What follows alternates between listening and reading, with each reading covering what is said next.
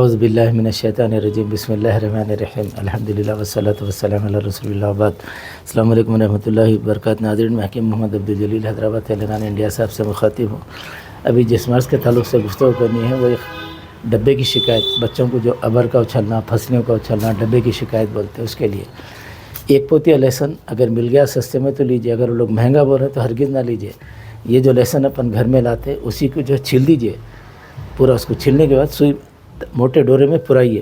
دیکھیے، ایک یہاں رہے، ایک ادھر رہے، ایک ادھر رہے، 2-2 انچ کے فاصلے سے یا 3-3 1.5 انچ کے فاصلے سے ایک لہسن کو ایسا رکھتے جائیے۔ اس طرح سے بچے کے گلے میں ڈالنے سے ایک تو اس کو جو جسم کو جو ٹچ ہوتا ہے اس کی وجہ سے بلغم میلٹ ہو جاتا ہے وہاں سے، اور دوسرا اس کی بو سے اس کے دماغ کے پورے سدے کھل جاتے اور پھسلیں کو اچھلنا، سانس کی دشواری پھیپھڑے پہ سے ہٹ جاتی۔ اس طرح سے 1 سے 2-4 بار کرنے سے بچے کو ریلیف مل جاتی۔